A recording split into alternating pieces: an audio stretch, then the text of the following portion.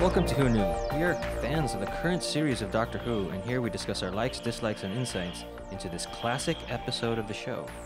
Visit our website, whoknewpodcast.com, or email us at whoknewpodcast@gmail.com. Find us on Twitter and on Facebook at Who Knew Podcast. Subscribe, review, and listen to us on iTunes and Stitcher, or our YouTube channel, youtube.com/whoknewpodcast.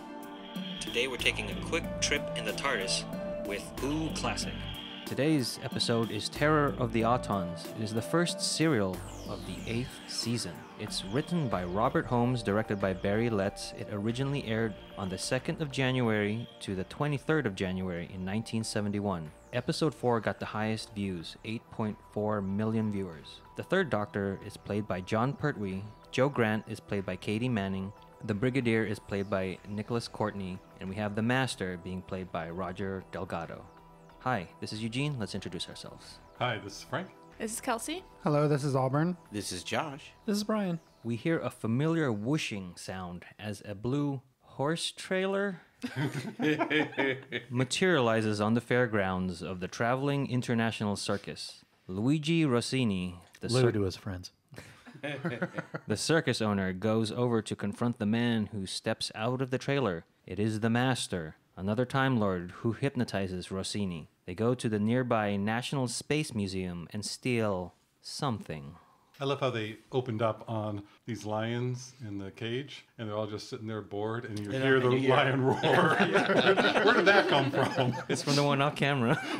At first I was kind of impressed they got real animals, but obviously they went to a circus and it slipped them some bucks. I'm wondering if some of those shots were actually just stock footage. Oh, it could have been, put yeah. in. But there is a scene with the Doctor and the elephants. Right. I like how when the Master comes out, he kind of like takes a quick glance at the TARDIS to say, well, what shape did it take this time? Because his chameleon circuit works. So it's blending in. So if he was going somewhere else, it wouldn't look like a horse trailer. Is that mentioned in this episode? No, Or is but that that's just just how something TARDISes work. Because it's a horse trailer carrying horses for the circus. So it's blending into its environment, whereas the Doctor's TARDIS is stuck on the police box. It's broken. And I think they made it blue just so that we knew it was the TARDIS. Yeah, and thank God they did, because the whooshing and fading in would, leave us clueless. That answer, I was going to ask if all TARDIS were blue, because seeing this horse trailer, I thought if no one had said horse trailer, I would have thought Winnebago or Caravan. Caravan. Yeah. And they called it a horse box, I think, just as Okay. I don't know if it was that.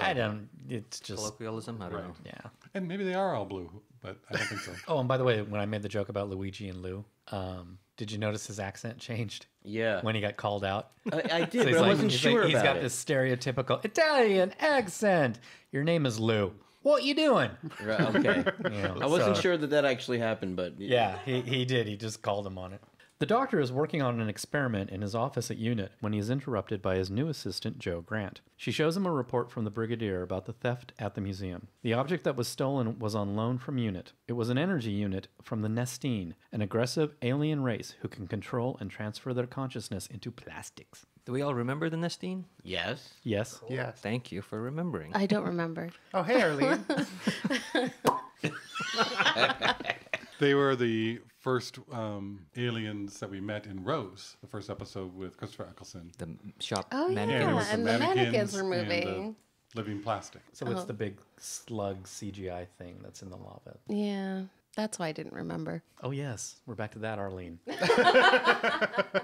And the Doctor here mentions he didn't want to commit murder. That's why he didn't destroy the rock. the unit. Which appeared previously in Spearhead in Space. Yeah. Or Spearhead from Space. I like the awkwardness of Joe meeting the Doctor and how he had just gotten rid of a companion, Liz Shaw. Well, he didn't get rid of her. She left. I'm being funny. Brian, you want to do the backstory? Okay, well, Liz Shaw was the third Doctor's first companion. She was actually the chief scientist at UNIT. And then the Doctor shows up. And the Doctor is the chief scientist of UNIT. And so she works with the Doctor. And she was very smart. She's a scientist.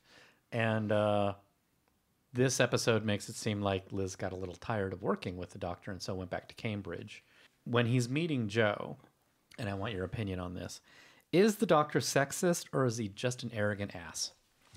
B. They're A little bit. exclusive? I think everyone in this whole episode is kind of C, sexist. A, and B. Yeah. I don't think he's any more sexist than the rest of the society. I kind of look, it's like when you see him also with everybody in this episode, he treats everybody inferior, you know? And you know, the first time I watched this, it's like, wow, sexism in the 70s. And I love it when the brigadier calls him out on it, because the doctor is saying, I want somebody smart and intelligent. I want a scientist. And the brigadier's like, no, you don't. You want somebody to say you're great and hand you notes. Because, he was talking about Liz at that point. You know, Liz was a competent, really good scientist, and I want somebody like that with her qualifications. He goes, no, Liz even said, oh, you want someone to say that you're great. So I think it's more just being pompous. It's just the doctor's arrogance in just a sexist time. He does he did come around with her at a certain point, like kind of halfway through. There is an arc there. Yeah. Because once he stops talking to her that way, he's kind of treating her more as an equal. I don't know if he ever talks to her like an equal, but as much as he's does. friendly. He's not insulting to her anymore. Yes, he's not insulting after a certain point. Whereas everyone else, he's still kind of insult. I mean, the whole thing does have a sexist attitude. Even Yates with Joe later on, you know, they have their banter, but it's almost more like, oh. I'm trying to say it's like he knows he's being sexist when he talks to her and she gives it back. And they do establish early on with Joe. Joe says, you know, no, I'm a full agent. It's like, is it because she's a woman or does she looks really young? And then she's like, no, I'm a full agent. I'm trained in safe cracking and cryptozoology. Yeah. If she can break codes. And I think they're just playing it up against the doctor's arrogance, because the brigadier doesn't seem to mind Joe being there. It's like, this is your assistant. She's going to be good. What year was 71? 71. And then the time where it seems a little bit more sexist, it's a little later on, but it's when they ask her not to come along. Like, oh, you're too delicate. Mm-hmm. I thought it was that she seemed too green. You know? Okay. But it also had that tinge, definitely, of sexism. And that's when she goes, okay, fine, and disregards what they're saying and does her own thing anyway. Right. Why is the doctor working at UNIT? The brigadier was introduced with the second doctor, and they were buddies. And then when the third doctor comes around, he's kind of exiled on Earth, so he doesn't really use the TARDIS as his mode of transportation. Gallifreyans punished him. They said, you know, you're not acting like a real Time Lord, so you know we're going to punish you. And they forced him. They forced the second Doctor to regenerate into the third Doctor, and then they exile him to Earth.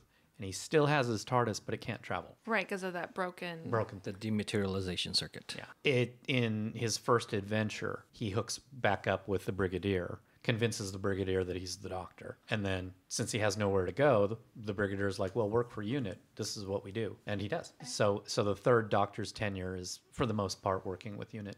Okay, interesting. That's more interesting. That's a more interesting backstory than I thought that was going to be. Yeah. So, okay. And I mean, it was done for many, many reasons. It was done for production reasons because it was cheaper. They could have standing sets, whereas they were building everything when he was traveling through time. They really did not like the history episodes, so they didn't want to do history episodes anymore. And going into the future was expensive, and this was cost savings. And in our current Doctor Who series, it's kind of I have a memory of the Doctor mentioning his time with UNIT. He had a job. It was like his teenage years or something. I don't know if he calls it teenage years, but and the third Doctor does repair his TARDIS, or the Time Lords give him his TARDIS back. I don't know the circumstances, but he does get eventually the third Doctor will have a fully working TARDIS, which is how when Sarah Jane gets introduced, they go back in time to the medieval, which is what we discussed in a previous podcast. With a Time Warrior. Yes. Yeah, I was curious about that. So, but the TARDIS did look the same throughout all the times that we have. Slight modification. But you know, like the remodeling that they talk about. It's a blue box, yeah. But the main takeaway is that the Doctor this third Doctor never used the TARDIS in the way we are used to him using it. What did fans think of that back then? They liked the You have to Doctor. ask them, I guess. Get the TARDIS to go back. He's Well, he was kind of a response to the James Bond stuff coming out at this time. That's why he has his little Venetian jiu-jitsu and Kung Fu moves. And Bessie, his car. Oh yeah, the car. And he's augmented the car to have like a force field, and someone tries to steal it, we'll lock them in, and he can. Does it really? Yeah, and he's modified the car so that he can travel at extremely high speeds and stop on a dime without the people He could have going through the windshield. You know, the inertial dampeners are inside in the car. He could have modified it to have shocks. I know. Well, where's the fun in that?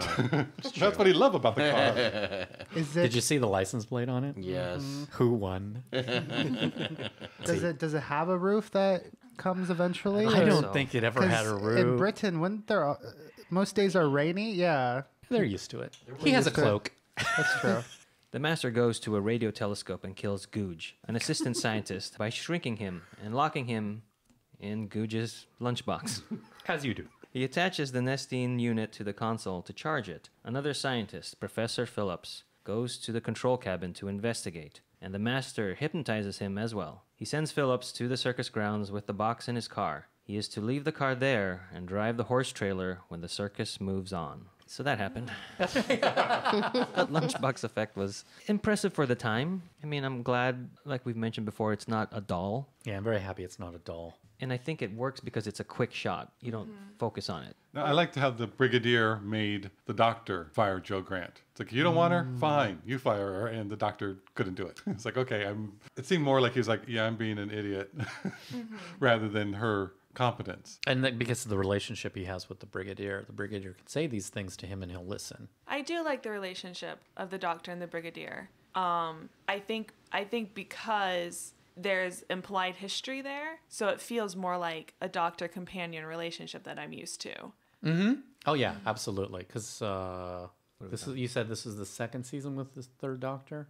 Yes, because it was Liz Shaw's season and then this season. Yeah, right. So he's already been around over a year. This version of the Doctor and the second Doctor saw the brigadier twice. So that implied history is actual history. Yeah. So it's like, they have built this relationship, and the brigadier is considered a companion. And it is, he respects the doctor, but also knows the doctor's can be a real pompous jerk. And he will immediately call him out. Right. And the reverse is true too. The doctor has a respect for the brigadier, but he also knows he can be a pompous military ass, and he'll smack him down if he needs to.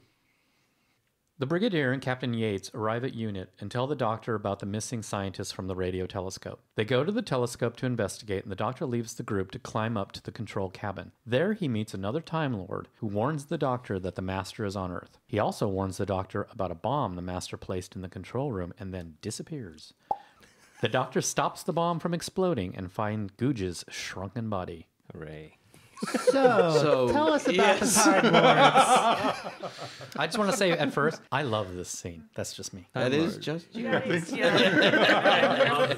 That Time Lord, I mean, he's an unnamed Time Lord. He doesn't have like a title or anything. He's just Is it Time the Lord. first time we've ever seen him? That Time Lord, yes. They just in the past, other Time Lords have just popped up. Correct. To be like, And they will to again. give us, hey, don't go into that door. Yep. They will just show up whenever they want to show up. It definitely feels like Q. I mean, to use our Star Trek reference, yeah. but like that kind of omnipotent alien beings playing in the world. And this is That's from kind not of what the Time having- Lords were. Okay. But the Time Lords don't play in the world. The Time Lords take the opposite view. Right. They are omniscient in their own view, but they stay away. They stay out of things. Oh, so maybe is it because he's stuck there on Earth? We might as well throw him a bone every now and then. Don't let him set off that booby trap. If you want to believe it that way, yes. The real reason is they needed to get the exposition out into the script. Well, yeah. But because if he's exiled on Earth, why would you want to help him? I thought of more of Gazoo rather than Q. Gazoo from the Flintstones. You're told straight out exactly what the master is. He's a renegade Time Lord. He causes trouble. He's smarter than the doctor. He did better in school, which means that they went to the same school. So you're learning a lot of world building information in this scene. And it's just kind of like, hi, I'm here to give exposition and then I'm going to leave. Good luck. I think if he would have had a better entrance, I would have then been able to listen to all this interesting dialogue. But I was so thrown off. I was like, what's this little person doing? Like this little tiny, someone else got shrunk. Oh, wait, no, what's happening? He's growing bigger. He was hanging out there. He was like 30 feet. Yeah, but because hanging out of in the space. and then he came forward. I thought he was small. Technology at No, the time. I look at him as he's out in the distance. No, he was out there and then he floated in. He Yes. floated in. Oh. It didn't look like that, so it was confusing. And I feel like that's my relationship with this entire episode is I spend half the time going, what is going on? Right. I'm trying to figure out what's going on, and I'm missing all of the dialogue Yes. that I guess is telling me what's going on. Yeah. And like we've said So- offline, when we watched these the second time, we liked it better. You do keep catching more things the more you watch because the technology and the effects aren't pulling you out of the story. But I think it is written more, at least this season or this episodes that we saw, for kids where you don't need to explain everything. You can make these jumps. It's like, this is the part that's really important that we're showing you. How they got there, what they're doing, what they found out. You don't need that when you're, 9 or 10 and watching this. There are also a lot of long pauses of people thinking and doing something off screen, and I can't imagine kids having the patience to watch it. Well, so Back remember, then, it's only in yeah. half-hour increments back then. Even still, Oh no, we did. Seriously, this is before MTV editing. I'm not doubting it. I'm just saying Yeah. it's just there were a lot of just pauses of him. Someone says something to him, and then he thinks, but you don't really see that he's thinking. And there's just, there's a lot of fat. We had growing up on Saturday morning things. There's In a the lot 70s. of things you Yeah, look at it and you go, it's definitely a sign of the time. how on earth did I watch this? But we couldn't look away. There was, Electric Woman and Dinah Girl and Dr. Shrinker and all those really bad Saturday morning Shazam and shows. Isis, and I'm sure they're just as slow Oh, yeah. as Doctor Who. But we loved them. I'm not. Yep. One thing, seeing more Time Lords, it does, because I only know the modern show mostly. I do feel like we're missing out on something with all of the Gallifreyans being like kind of taken out of the story. I know we will eventually get to see some more later than where we're at right now in the podcast itself, but they are an interesting character that probably would have been. I mean, at least I feel like it would have been neat to see more of them. I know we got the Doctor and the Master that we just watched in the modern show, but it would have been cool to see more of these like butler guys with umbrellas popping up. And I'm sure that the modern show would have done it in a more interesting way, like more interesting, different kinds of TARDIS that the Gallifreyans like came to either Earth or to other stories that the Doctor had. So it might be worth like seeing some of the older like Gallifreyan intrigue that we don't get in this show. Just for you guys thinking about. We are thinking about that. Okay, good. You find out that the Doctor, the Doctor knows the Master. He's dealt with the Master before. The one thing I just wanted to point out is that he says quickly that the Master's weakness is vanity. Yeah, I thought that was ironic. Yeah, exactly. Especially with this Doctor being the dandy of the Right, bunch. exactly. But this is the first time like any audience is seeing the Master. Yes, this episode has a couple of firsts. It's the first of Joe Grant, which is the companion. It's the first of the Master, which is the Roger Delgado plays the Master in this case. And I have it here that Captain Yates, this is his first episode. Richard Franklin plays Captain Yates, so... But we're learning all of the Master's like skills and We're learning everything motivations about the with Master in them. this. Okay. His weapons as well. Okay, because I know like it's great storytelling to talk about something as if it's happened before, but yeah, kind of taking these out of context. Like sometimes I don't know if there is more context that was in a different Right. show, so it's good to know And that this is. You would easily get that from this episode because they're talking about the Nestene and Autons' past history. And they're talking about the Master's past history. Well, we've never seen the Master before, but we have seen the Autons and the Nestene before. So those references are to previous episodes. And Yates, they say, was in that Nestene episode Yes. before. The Spearhead in Space. But I don't think that was. I think they're just trying to bring him into the storyline. So any listeners know about Captain Yates, let us know. Mike. The Master visits a plastics factory and hypnotizes the owner, Rex Farrell. Together, they alter the chemical makeup of the plastic, connect the Nestene unit, and begin to create bodies. Mr. McDermott, a longtime loyal employee, dislikes the changes and the fact that Mr. Farrell seems to hand over the company to this unknown Colonel Masters. He calls Farrell's father, who started the company, to talk sense into his son. He confronts the Master about the quality of the new plastic and is suffocated by a plastic chair. Yep. The Master is disappointed, as I am, with the amount of plastic needed, and devises a way to kill humans more efficiently. No, I didn't catch that. That was why. That maybe I did that. That he was disappointed in that. Yeah, it took yards of plastic to do this. They could be much more efficiently with just inches. That shot was reversed, and they use it several times in this episode. I don't know, does anybody remember plastic furniture or Yes. beanbag Oh, chairs yeah. and trying to get out of them? do. I was wondering if in the 70s they had plastic chairs. Yeah. So it was an odd choice, I guess. Well, it was for the new at the time, production. right? Yeah, it was 71. It was new at the so time. Okay. Probably in the mid-70s is when we got big into plastic. And Okay, anybody so who had that would have been an impressive shot in 1971. Oh, no. No. Oh, it would have looked Okay. dreadful then too. Somebody probably on the production, ooh, look, and I spent £5 on this, and it's a really cheap way of having somebody die. It's awful, but it is made for little kids, and that's a little kid moment where it's just like, oh, the chair is killing him. Especially the parents just bought a chair.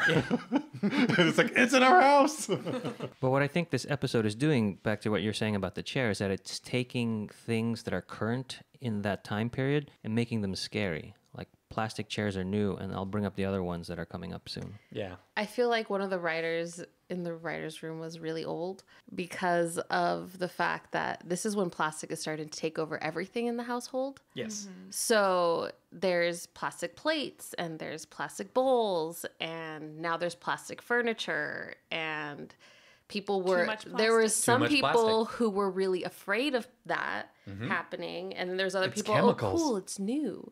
And so yeah, in 1975 people were still drinking their milk out of glass bottles. So you have to think about it. It's still plastic. It's fairly new in the household. So maybe I'm just like looking at this wrong. The scene, it was supposed to be a plastic chair. Look, see, on the storyline, McDermott isn't surprised that this blob of plastic changed itself into a plastic chair.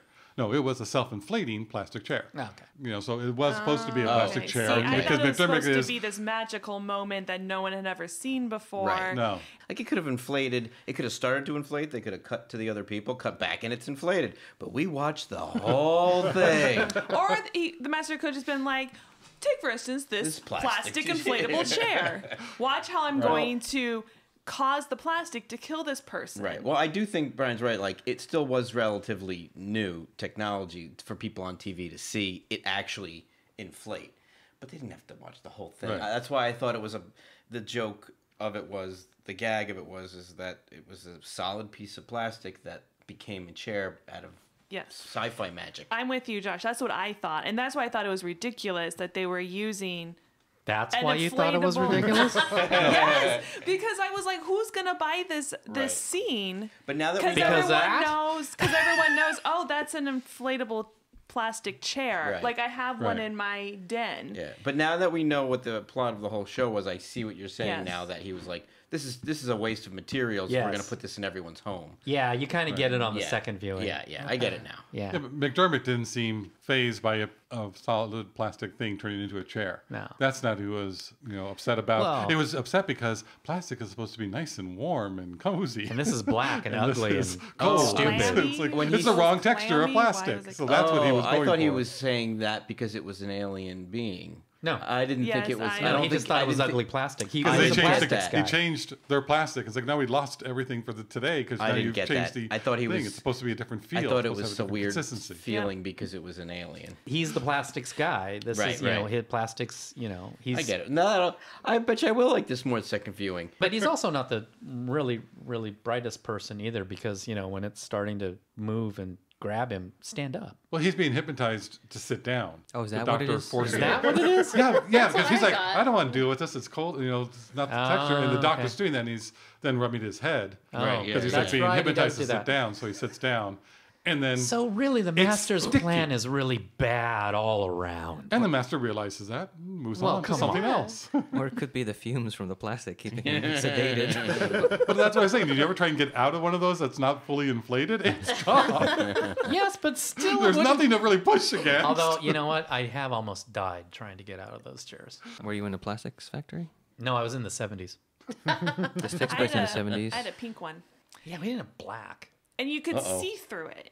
Like you could see Yeah. through. It was like I remember those. I remember this. translucent. Yeah. Yes. Yeah. That was the 90s. Yeah. I want to point out here, this is the scene where at one point the master says, he's talking about the doctor, and he says the doctor's weakness is curiosity. So, but there's kind of some parallels going on here where the master's weakness is vanity, and the doctor's weakness is curiosity. They're giving you these guys are equals, but they're opposites. So But I they're think the that's same. Yeah, that's it's the growth of we're making a Moriarty to a Holmes. That's exactly what I got. Yeah, I really like the actor. Hmm. Oh, yeah. I really like Delgado's great. Yeah. very mustache twirling. Well, yes. It's like, I but- wonder who the bad guy is. Oh, the one that has the facial hair. Yeah, you mentioned the Moriarty-ness of the Master, and that came about because the Brigadier and the Doctor became Sherlock Holmes and John Watson, and then they needed that third character to round out the trio, and so that's why they introduced the Master.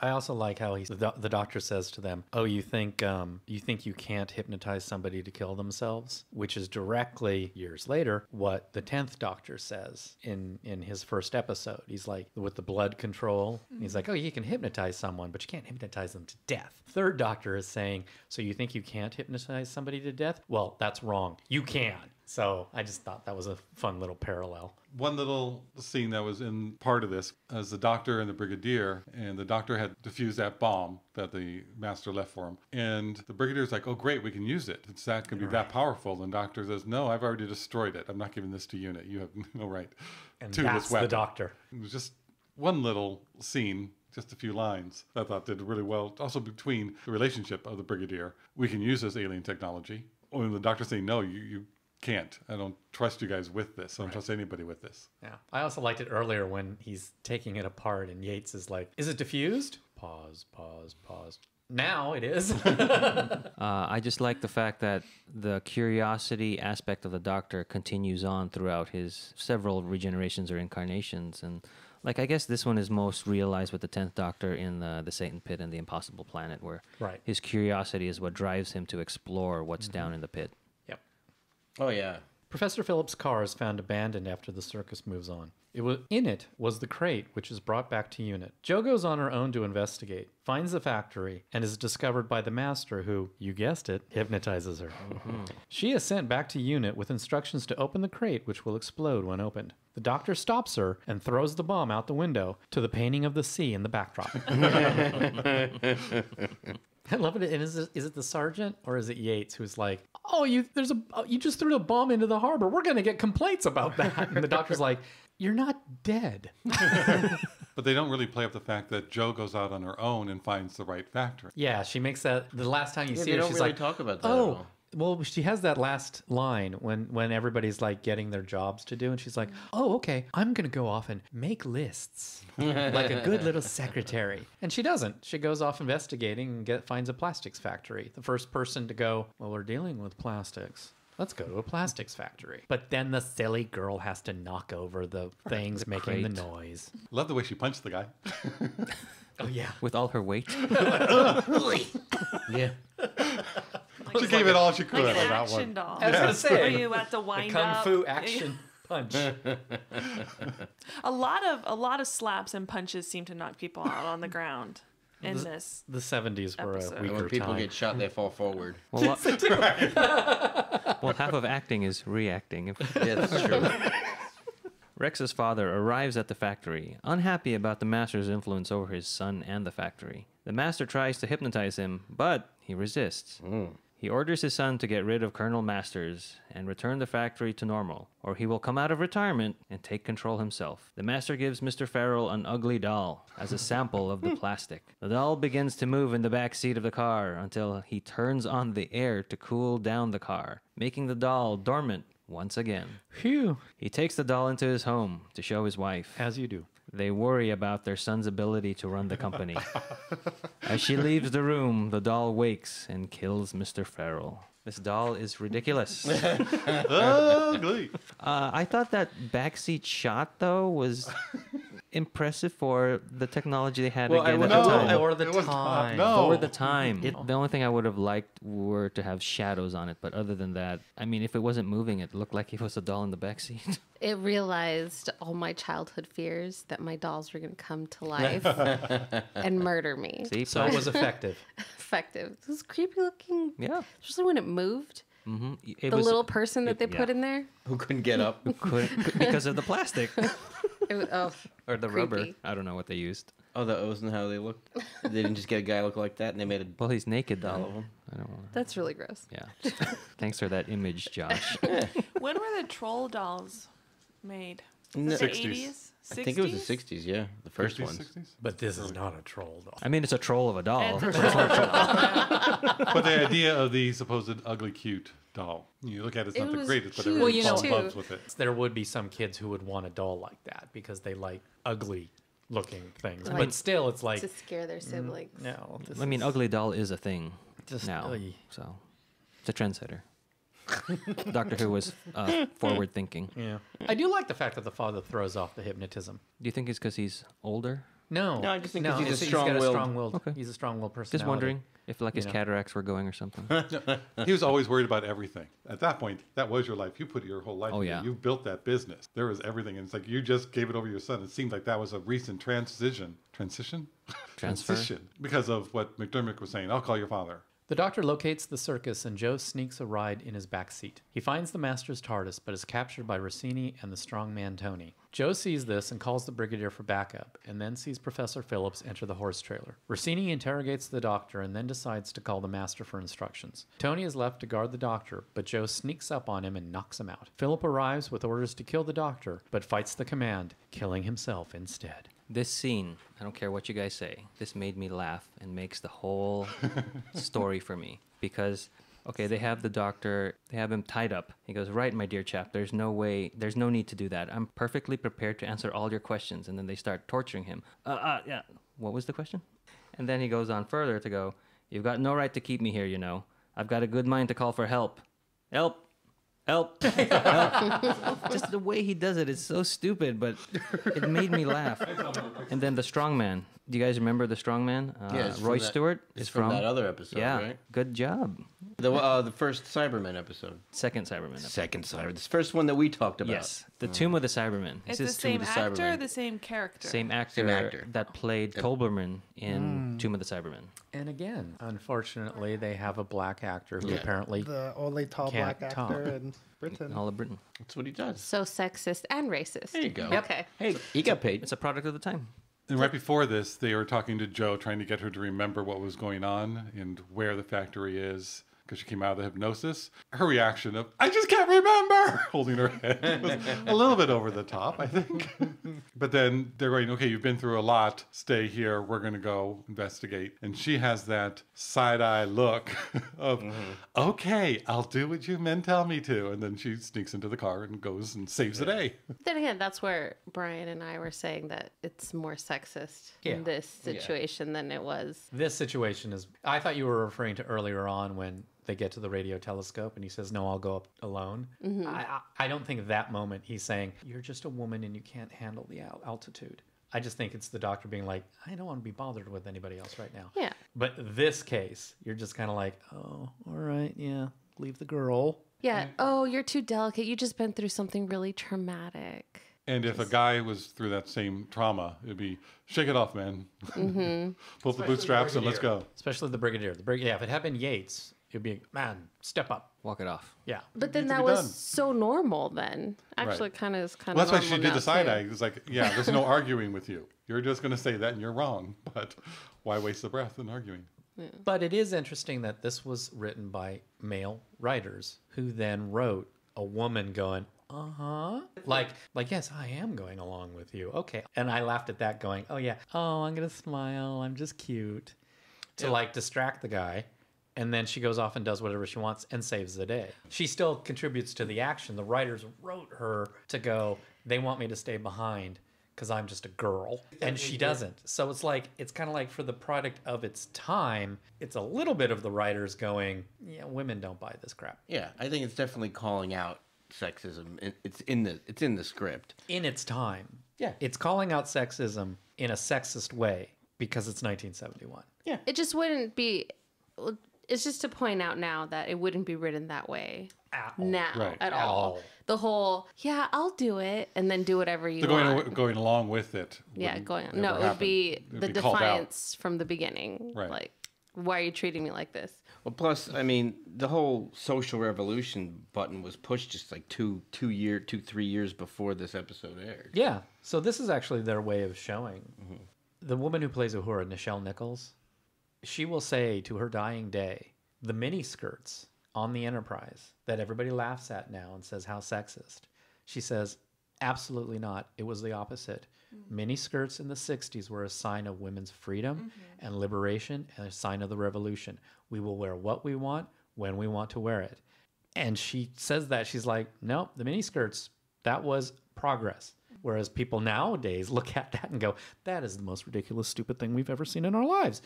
Times change. No, the most ridiculous, stupid thing I've ever seen in our lives was men wearing those mini skirts in the beginning of Next Generation. Yes, that was very stupid. Yes. No, I completely agree with you. That for its time, it was very progressive. It's just a subtle way for us to see what progressive was even backwards. Exactly. Then. And I think it's Totally. interesting to look at now. Like I watched musicals that I loved when I was a child, and I was like, ugh, why? Why would they say something like that? Another thing that Joe did that I thought was really good and something that possibly a male companion would not do is she calls for help. You know, she called the brigadier. This is what's going on. Dr. Thurl, come over, you know. And then she also got the doctor out of the main trouble. But a lot of times a male person would just go in, not call for the backup, and just by serendipity, Actually, something else, they would just... I'm going to say a lot of helpful. companions would have just done that, men or women. But at Joe this time, calls the brigadier, which is like, yes, that makes sense. It's not because you're a weak female. It's because we need help. It's her unit training. It's her unit training. The doctor and Joe escape Rossini's office, but make a quick stop at the trailer so the doctor can take the dematerialization circuit from it. Rossini and the circus people catch up to him and begin beating the doctor. 2 policemen arrest the doctor and Joe and drive them away as the brigadier arrives. He and Captain Yates follow the police car to a quarry. Isn't it always a quarry? It's the same quarry. A quarry quandary? The police are Autons. The doctor and Joe make a run for it and jump in the car with the brigadier and Yates, and they return to unit. There, the doctor tries to use the circuit with his Tardis, but they are different and incompatible. Oh, Mac versus PC. Here's another quote that I wrote from the doctor what's wrong with being childish? I like being childish. Yes. But Joe was criticized for being childish earlier. Yes. And now... It's reversed. By the doctor? No, by... Yates. Is it Yates or Brigadier? You're being Yates? childish. And she was Yes. like, yeah, okay. Right. Oh, yeah, you're right. Okay, fine. It's another example of, no, it's not because you're a woman. It's because you're being childish. Because then the doctor, you're being childish, doctor. But he says it is a bit of a tantrum. I like being childish because I can be what I want. It was Yeah. because of arrogance. But in the 4th Doctor later on, likes being childish because of the wonder of it. Yeah, because he just likes being a Because child. it's just fun. Yeah. You know, but it's the way that it was taken. It's like he's doing it really just because, no, he knows he's wrong and just still being pompous and can't say he was wrong. And the way he comes out of the TARDIS smoking from the not working circuit. It's just hilarious. Yeah. The face masks. Yeah. It's like, hi, I'm an actor. Then you cut back, hi, I'm a guy with a mask covered with this really bad plastic. and some blue screen. Are you talking about the close up Of the cop, driving the car. I think the second shot isn't even an actor. It's just a dummy, Dummy. head Yeah. with a mask over It's it. just so terrible. I'm like, this is how you end the episode? And the eyes are even still silver from underneath it, like they've been looking at him the whole time. Yeah. Then when you see the other cop whose mask hasn't fallen off yet, his eyes are perfectly fine. Can you just see them in the editing room going, how are we quick gonna can- do How this?" quick can we make this cut? I don't think there's barely any one establishing shot in the whole show because they keep switching locations, and it's just like a slam cut, like it's the same scene. Watching the doctor get beat up was Yep. a different thing than Yeah. I've seen on the recent show. And it was, And Joe. and Joe, yeah, it definitely made me uncomfortable to see that They had a happen. 'cause bat. They had I mean, a they bat. were I mean, there was a wailing on group of people. Like, Yeah. he would be very injured if that Right. was a real beatdown. I mean, Yeah, it there was are parts of disheartening this to where you're see. just kind of going, ooh, they wouldn't do that today. Yeah, there's a bunch of times in this episode where the doctor kind of felt like a regular person at times. I can't recall many instances, but I remember thinking that a few times. Well, because this was the James Bond era, Right, right. you know, Yeah, so it just- was it's- much more. Not that it's good or bad, it struck me how different it was, like Auburn's saying. Well, and then right after the cliffhanger of the Auton being the police officer, the doctor's first reaction wasn't to try to talk to or reason with the plastic. It was that karate chop Right. in a driving vehicle, you know. That also came out at me as just like not what I'm used to seeing from the doctor. Well, how do you rationalize with plastic? Yeah, I'm trying to remember from Rose if he doesn't tried. no, he doesn't try to talk rationalize to with them. plastic. He tries to rationalize it with the Nestene, Right. But he doesn't do it with the Autons. He rips an arm off in the Autons. Right, and he would have known like as you guys said, that he's had experience with the Nestene at least and the Autons Yeah, as well? he knows they're kind of Okay. mindless. And that's kind of how we're trying to retro. Sure. No, it really was just karate chop it. Yeah. I love how you can't shoot it. They're Autons. You can't shoot it. I love Yates. It's just like, I'm going to run him over with the car. That was my favorite moment. That's great. in It the was whole so episode. great. It was just like, yeah, I'm not taking any crap from this. You're going over the hill. Dude, and And that guy went down that hill. I'm watching it. I'm like, oh my god, that's some stunt. That's so funny. We did watch this together. Because that was my theme song. I was also like, ooh, good And then I job, was wondering- I stunt was like- double. That was awesome. I was like, he seems He earned pretty. his paycheck. He seems pretty awake for someone who's going to be like unconscious at the end, but then he got right back up and kept Yeah. going. And so that was probably the most impressive filmmaking part of this whole. That was agree. stuntman Denny Powell, and All right, he Denny. Good job, Denny. and he asked to specifically do that. Oh yeah. nice. Good for him. It was also in that car ride at the beginning of it, Kelsey. I think you noticed some of like the very casual sexism of the doctor. The way that he responded to Joe, like was she looking at the dematerialization circuit? No, and just a lot of that. That scene and the previous scene where she rescues him, they duck for the bomb to explode outside, and then to get her to get up, the doctor pats Joe on the side hip butt talks area, and I was just like, oh. Well, wouldn't that get you to get up quickly? Yeah, but it was. I'm not used to seeing that. Yeah. Yeah. On a kid's show. On a Doctor kid's Who. show, like he could have said, "Let's go." Right. But the cat, and then in the car ride, he nudges her away at one point, or just the whole, He is dismissing her just in the car. way, just the patronizing way that the doctor treats Joe bothered me. I think it's supposed to, because I don't think there was much of that towards the end of this this story arc of the 4 episodes. Like she wins him over. Joe is a strong character, and I do really like Joe. I like a lot of her episodes, but she is the companion there to be like, what is it, Doctor?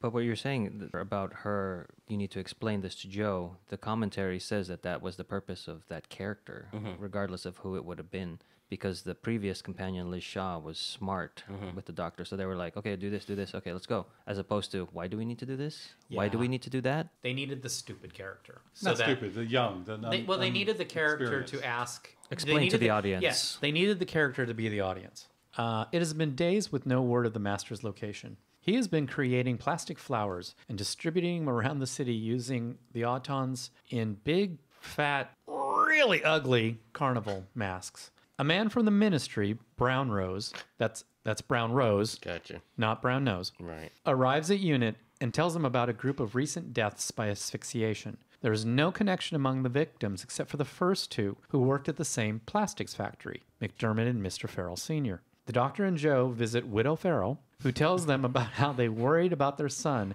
and the new client, Colonel Masters. She also gives them the doll. Hooray.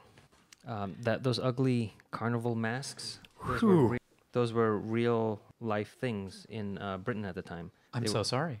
They were used to give samples of, I think, detergent around to like people in the markets. They literally walked up to people, gave people things for the people to use, and people took them. That's another thing the story is doing, is taking someplace that's common and making it terrifying. Oh. It's I'm not- teaching you don't take anything from someone wearing a mask. Joe earlier had mentioned about the promotional flowers, and the doctor just dismissed it.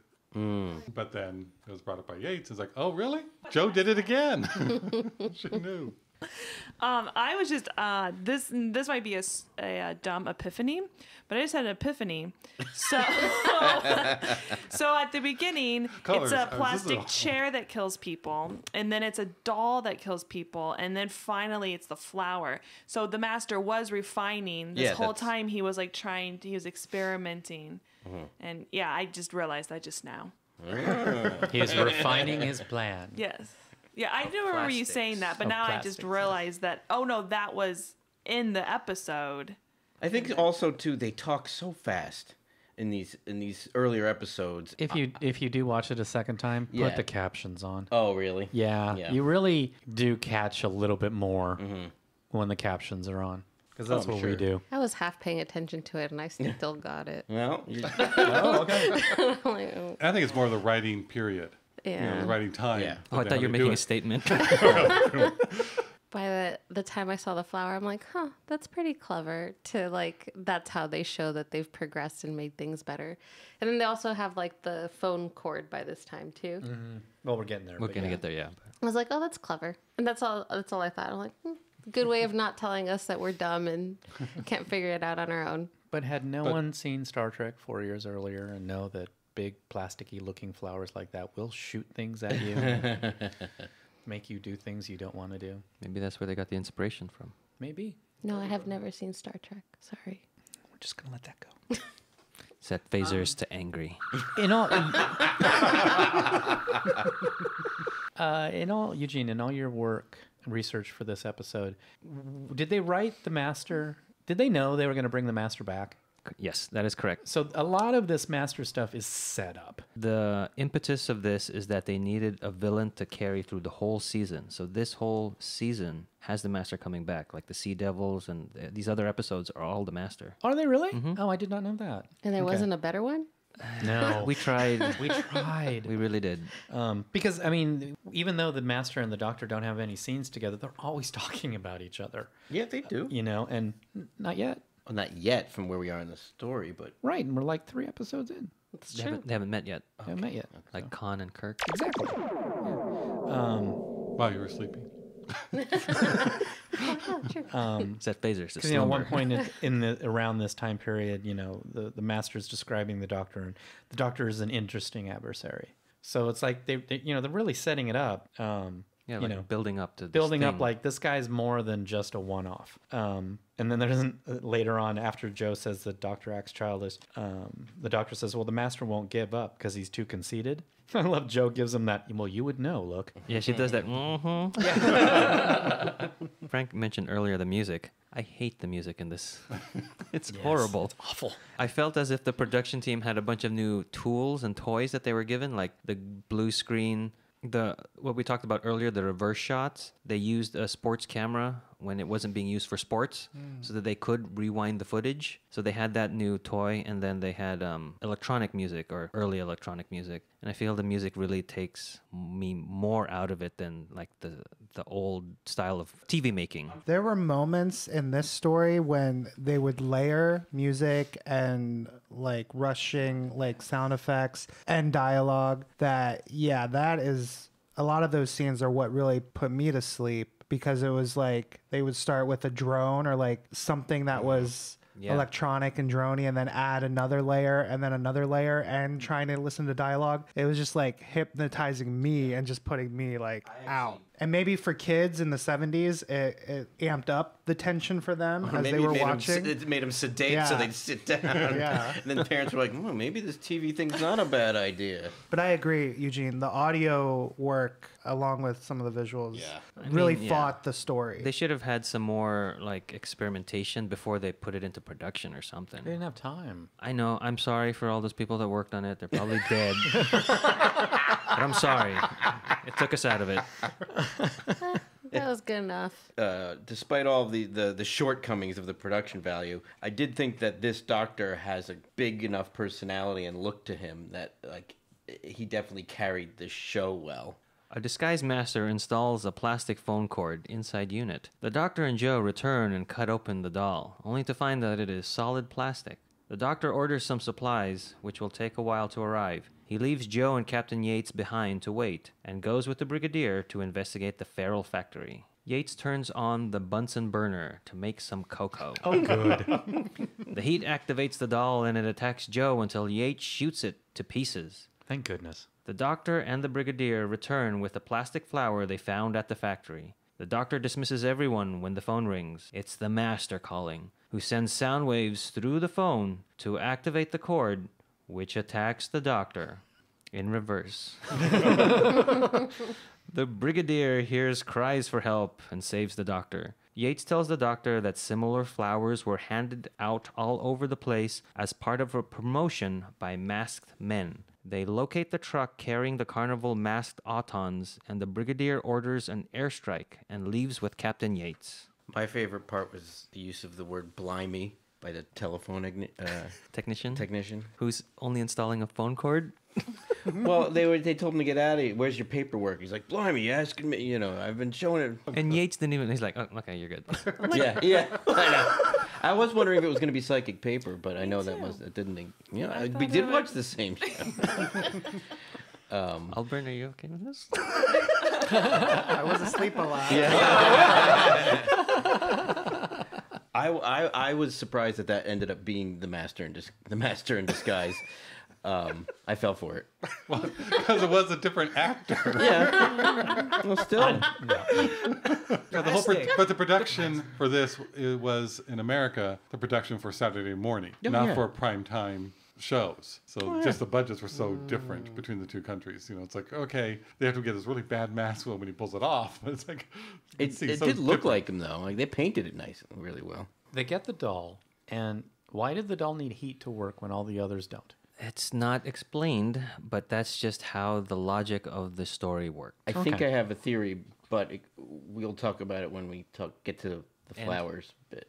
Okay. And then the doctor wants to examine this doll. And, oh, look, it's just plastic. Right. That's what Autons are that he already knows. I mean, it's like... The stretch. Yeah, the third storyline. episode is always the stretch. Before we Sure can get stretch to the that end. scene. An off-screen autopsy of a plastic doll. Yeah, that's right. In The real- scalpel goes down in and right real as time. it touches it. Well, do you zoom see up the to scalpel? doctor's It's like face. it bounced off. It's like it's not going to actually cut anything. We can't show it. Well, you know, somebody was like, we can't We only show have the him one doll. cutting into the doll's body. We only have one doll, but they could have cut to other people let's- looking. But they can shoot the doll. They can't just dissect it. That was so weird.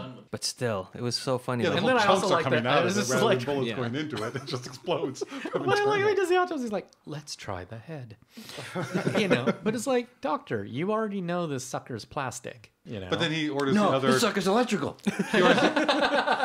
tiny one. He orders the other equipment so he can find out more about the doll. And But the that's whole idea fine. was we have to somehow separate him and the Brigadier from Yates and Joe because they want to go do different things. right? Well, yeah, But because it's Yates all wants just- Coco. It is. We have to fill this extra But episode. doctor, why is it solid plastic? And then it's just kind of like, okay, and then, waste of plastic. all right, we found out where the Autons and the Master is. All right, blow him up. But I thought the booby trap set for the Doctor was a little, kind of on the fly. Let's shove an Auton into the safe. And instead of closing the door immediately, he yells to the Brigadier, "Watch out!" I'm like, just close the door. And that is a huge hole in the wall that thinking, the is that- Brigadier escaped. I guess it would be okay. I was thinking, God, that whoever buys that building next is going to open up that safe, and there's just going to be this dead Auton in there. Who were the previous owners of this place? Blimey.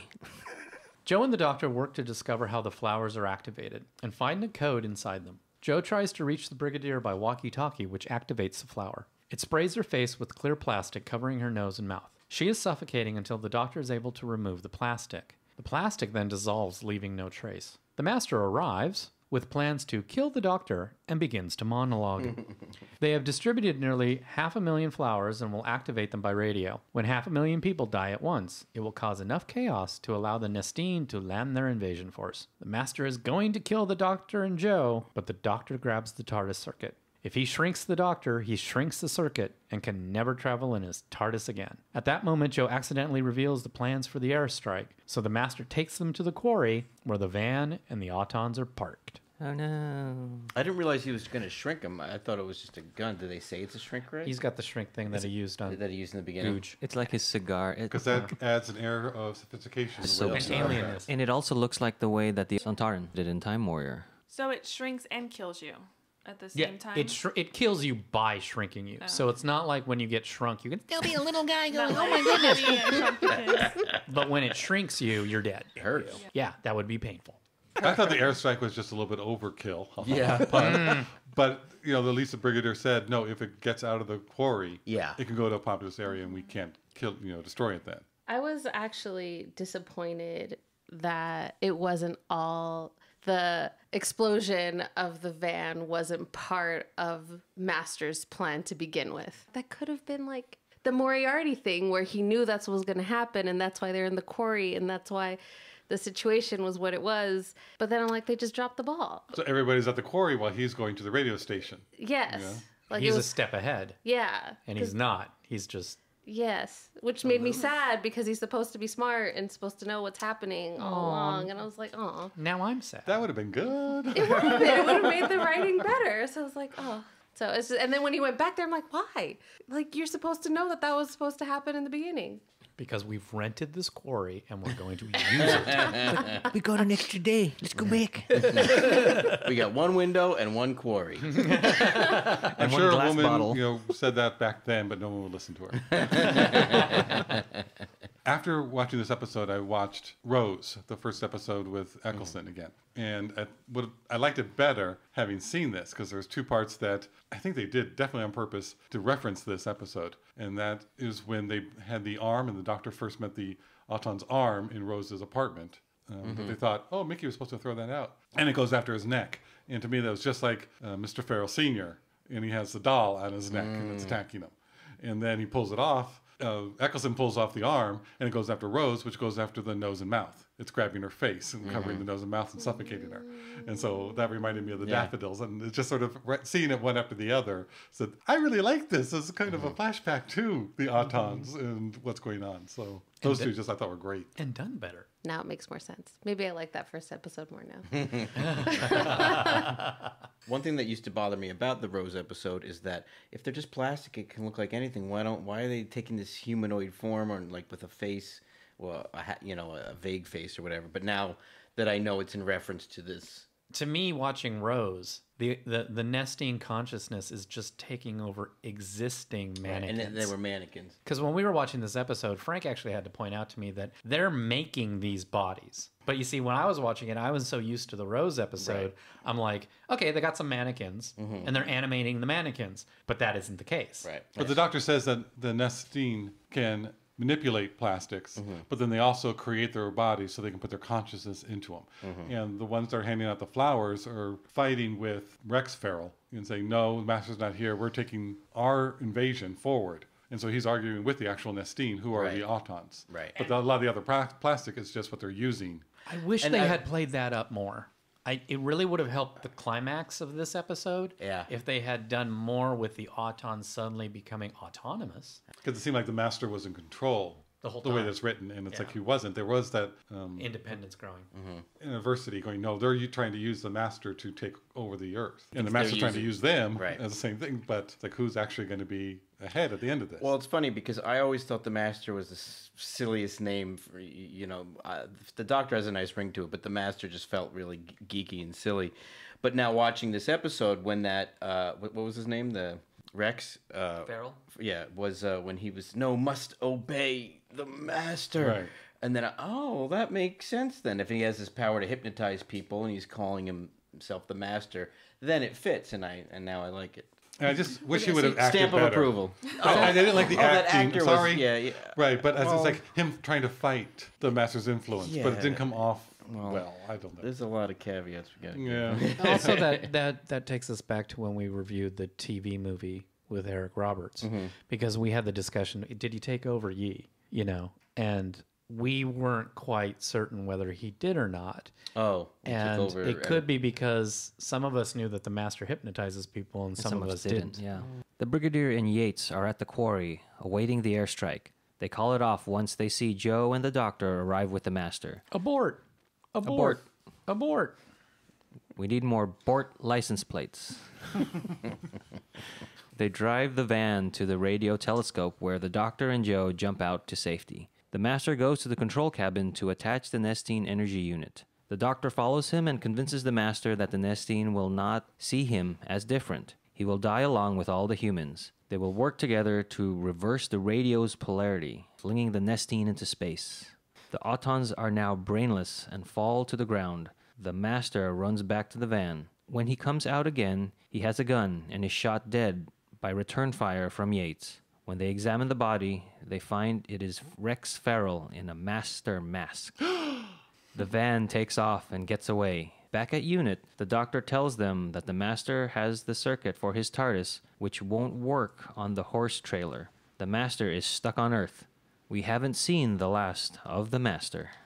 At one point, Farrell, when he's coming here, tries to stop the van, and that's when the doctor and Joe can jump out. And it's just, again, the guy chops him over one direction, and he falls the opposite direction. It's like, okay, you have to fall towards the camera. I like how Joe's the one who escapes. Yes. Because She's that able was, to get out that of was her- one of her skills that she listed earlier. So It was done well. The doctor, I wish I could get out of my restraints. And she goes, here, my hand, I got out. Oh, good. And then she, frees the doctor. And then the pressing of the brake pedal for the Morse code. I thought it was a great idea, but why are you writing an essay? Yeah, exactly. When they read that message, I was like, what? You got all of that. Bomb on bus. Now they're telling us Don't what's go going above on. 50. Bomb on bus. Stop. Dear Brigadier. It has been a fortnight since we have corresponded. I hope this finds you well. I am in rather distressed situations, as you can tell. Signed, truly yours. And your friend, as always. Oh, and Joe is here with me as well. T.Doctor. Yes, the radio station. That's a special. What does he say, man? What does he say? I always like it when the good guy and the bad guy have to work together for an even badder guy. Yeah, but you don't flip in a half a second. No, you don't, but Which is why I wanted more of the Autons being autonomous. Because if they had built that up and if the master had seen it, then it would be kind of like, oh yeah, this kind of makes sense. And I could have accepted that more. They could have put more of that build in episode 3 instead of stretching out all that stuff. But I totally agree with you. And I did think, for as quick of a turn as it was, the actors sold it. Yeah. Like, And then they reverse the polarity, which is a key phrase of the Third Doctor's era. oh, really? Everything they do is reverse the polarity. That answers it. And then just flings this awful Right. special effect out into space. Like chalk lines on film or something. It looks horrible. I thought it was sad that they killed so many people. There's so much death in this. Like, think about his mom. Like, she lost her husband and child. Yeah. Like, Oh, the yeah, the same widow day, Farrell. the widow Farrell. Yeah. So it's just like, if you think about like how many people died. And all the unit soldiers, when we were Yeah. seeing them getting blown up. And I mean, it really is. And then the guy who falls to his death? Oh, yeah, the guy wow. in the lab. And then Oh. they call for the stretcher. Yeah. Yes. Yeah, they go Yeah. a stretcher party. One thing I thought it was, if that had been filmed today, he would have hit some of the beams on the way Yeah. down and flipped. Casual death, too. Casual, and that like not even like addressed, like when they saved them in the quarry, like how many of the people that were trying to save him died. Yeah. And then, Not you know, addressed. and the master drives off in this lumbering bus. They've got cars there, but no, sorry, it's the end of the episode. We'll meet again. No one's left to drive them.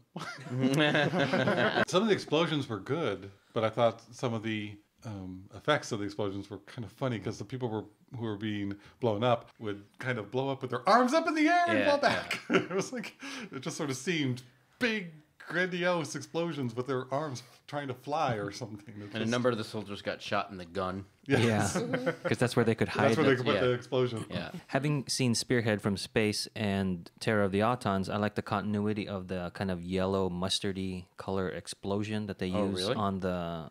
Oh, yeah, they did do that. It's fair. Yeah, when the Autons are firing their hand guns at Oh, I see. the unit soldiers, Yates just doesn't take crap from anybody. He's just like, nope, shooting you dead. and the guy Farrell masquerading as the master does a great death fall. That is how you die on screen. I mean, he's the innocent guy, Rex, and there's nobody cares that he's dead, and there's no, oh, I killed the wrong man. It was just nothing. But at least we got the master stuck on Earth. Yay! Looking forward to that.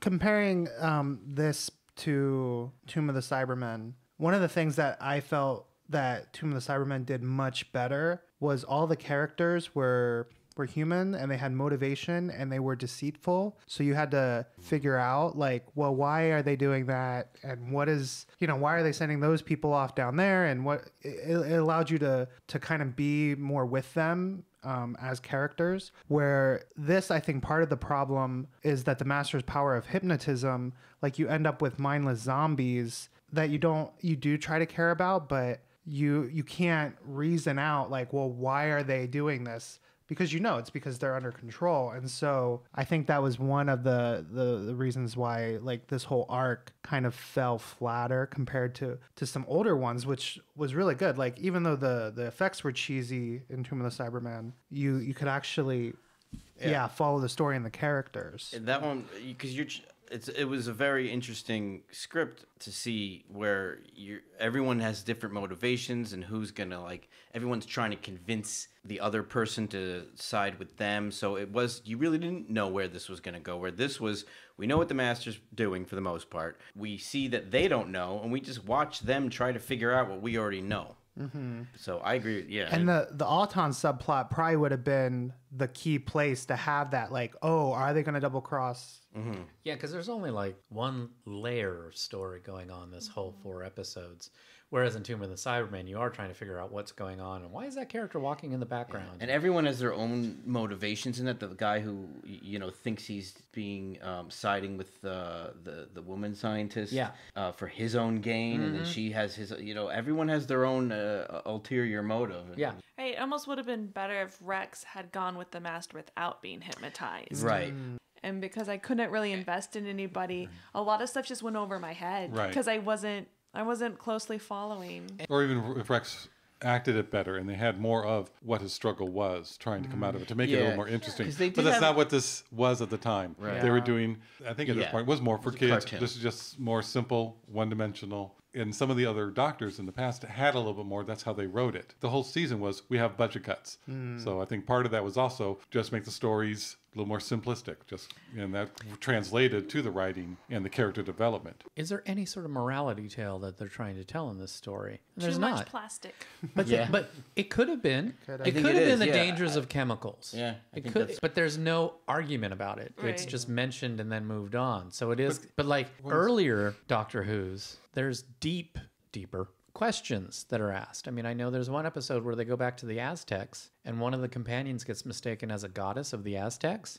And so she thinks it's great because she's going to tell them to stop doing human sacrifices. And the doctor says, you can't. You'll change history. The Aztecs are what the Aztecs are, and they can't change. Realize what you're going to do. And that created the moral dilemma of, do I change this society? Do I have the right to change this society? And if I do this, what is going to be the consequences? And will it actually even be anything better? Even though I want to save people's lives. You don't get that here. Maybe there were a bunch of kids in the 70s who wouldn't answer a phone after this. Oh, the cord's going to get The him. cord, yeah, the cord's going to get him. Like people who didn't go swimming after Jaws. Well, the doctor's face during that scene Oh was my just God, way that's over the the top. worst. Oh, oh gosh. Do you get it? Maybe we'll put a screen cap of that on the website. We should. This serial has been heavily criticized following its airing due to making everyday things horrific and into killing items, There you including go. a plastic chair, a troll doll, a telephone cord, the artificial daffodil, and then officers from Scotland Yard also complained to the producer about their representation of the Autons masquerading as policemen, saying that they would make the public afraid of policemen. Kind of like what Blink did for statues. Right. But it's such a common occurrence nowadays. Yeah, I was going to say, in every Moffat episode. I do like our version of the Master now more after seeing this, and I also like the whole the network of mind control. Like I understand now that that's like taking that kind of Right. hypnotism To a different like level. idea to a Right. modern level, and so thank you for sharing that part because that does make the the new whole season actually feel on the better. way over here today I was listening to our last episode that just got dropped of was it Last of the Time Lords, talking about the Archangel network. So yeah, now that you mention it, And that's why we want to do these classics. Yeah. I mean, they're not the best episodes in the world, But they're going to tie in somehow. but we even- do want to tie into what we're talking about in the present. I remember even thinking in the episode Rose when their hands became guns, how ridiculous that was. But now I enjoy it because it's It's a a reference to callback. this. Yeah. But what you just said about the Master makes a lot of sense as well. It's just very layered. So as we were going through Terror of the Autons, I was just noting down things that have carried over and that stay consistent with our modern version that we know of the Doctor. The Doctor's motivation is curiosity. The Master's still vain. Joe Grant as a companion is used for exposition. Like you said, you mentioned the Archangel Network in the last of season 3 is the Master's hypnotizing power gone to a different level and a modern level. And then what you mentioned with the Autons, their first sort of appearance in Rose, the choking aspect and the asphyxiation aspect done here. And then The gun. Yeah, the gun. hand Well, gun. that's more of a The gun hand. yeah. Let's not That's confuse more the two. continuity. yeah, that's more continuity. And then also, I just found this very convenient is that this is the first appearance of the Master, and through us, the first appearance that the Master has, and the first contact he has with the Doctor is over the telephone, just in the way that John Sim and David Tennant have first contact is through Martha's cell phone. You're Oh, right. really? That's interesting. Oh, that's so cool. I like that. Because it's built up of them talking about the other, and then when they finally get to talk to each other, it's over the phone, and that stays the same. So Terror of the Autons. That's awesome. And Sound of Drums have that connective tissue. And it was also worth noting that the Doctor has his band of military men with him. The Master has his band of circus people, carnies, backing him up. On the surface level, the Master is very charming and charismatic, and the Doctor is very abrasive. So I think that duality between Moriarty and Holmes is very realized in what they were trying to set out to do. Oh, if something works, steal it. Real quick, Captain Yates is played by Richard Franklin, and he was in Rogue One. He was an engineer on Edu. He's one of the ones that gets shot. Well, okay. That wraps up Terror of the Autons. Thanks for listening, and we'll see you next time when the future becomes the present. You've just listened to an episode of Who Knew? Our wonderful theme music is by Michael Grady. Find him on Facebook. At The Universe Explodes. All our episodes are engineered by our very own Auburn. Find me at auburnbinkley.com. You can find this show in several places. Follow us on Twitter at Who Knew Podcasts. Subscribe, review, and listen to us on iTunes and Stitcher. Or our YouTube channel, youtube.com/Who Knew Podcast. All our episodes are on whoknewpodcast.com. You can leave comments there or email us at whoknewpodcast@gmail.com. This podcast is inspired by Doctor Who. The longest running sci-fi show in history. And especially the revival spearheaded by Russell T. Davis. thanks to Russell, Sydney Newman. Verity Lambert. Ron Grainer. And all those involved in the adventures of our favorite Time Lord. Your work continues to inspire and entertain. I think we should dedicate this episode to Denny Powell, though. Yeah. Denny did a good job. He was the hardest worker. Yeah, he was, man. Practicing at home. I guess we'll see him next fall. You didn't want to follow along, do you? It's like I printed out one extra. If you wanted to follow Sure, along. I'll follow along. Maybe that's how I'll actually remember what Read it said. ahead. Actually, no, you should give it to Josh. Did this happen yet? Oh, yes, it didn't. That's part of the charm of the show. And check mark. As Right. Just read ahead a paragraph. and It's then you nice could that be, you find yourself charming. That's what my mom said. Doesn't count. Just kidding. Okay, now that's just me. That's one to grow on. You say that a lot. Do I? Knowing is half the battle. No, that's mine. It's January!